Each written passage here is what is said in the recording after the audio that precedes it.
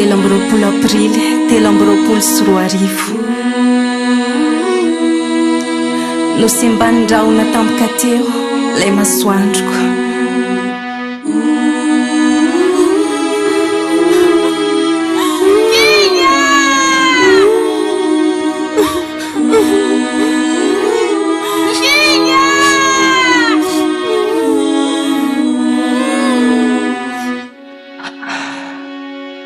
Iskonety ny vidigny zany fofonagny zany de mbola teto ankilako fognano zay zanako nefa Zagnahary araiky fo no mametra ny andro mpiainagna eto an-tany.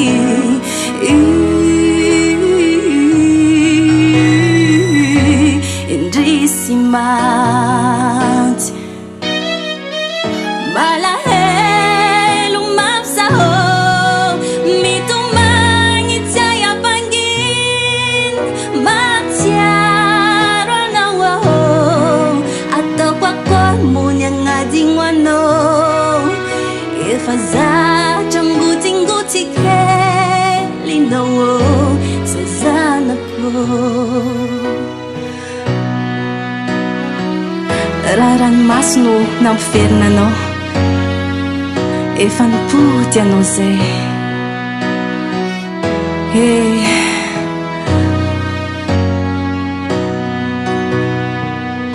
asa nagnino loatra raha io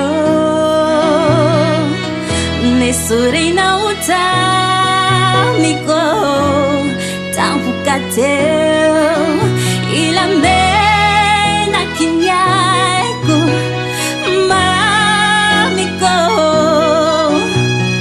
tegna tsy foko ilay tokana keliko igny manaiky se fandaharanao ao nefa marary loatra efa izay ny lalagny tondranao ny fiaignako ka tsy afa-manotra.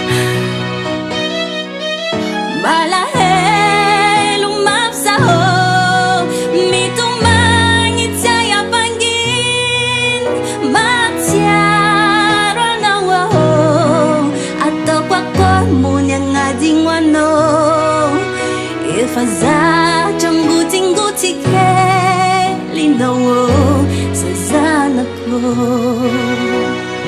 Mafy tegna tsy zaka nahitanao miala aigny teo an-trodroko nikikika mafy anao nijery miandra ambony aefa hitanao ianjely angalanao ametrakanao eo ankavanany ray inoko fefafaly anao agny zay mitazagna ny dada sy mama lasy anao tsy hoe tsy tamagna fanantsony ray kaly tsy votagna ndray androany isika antenaiko mbola iaona ho avy izao rehefa tonga ilay fotoana.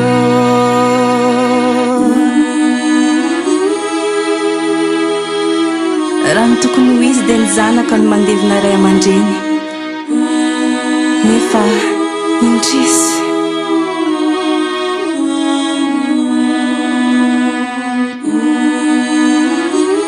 isarana ianareo havana namana sy ireo olona mankahery za jiaby mialatsiny amin'izay tsy voatanisa no miafenoan-dranomaso be.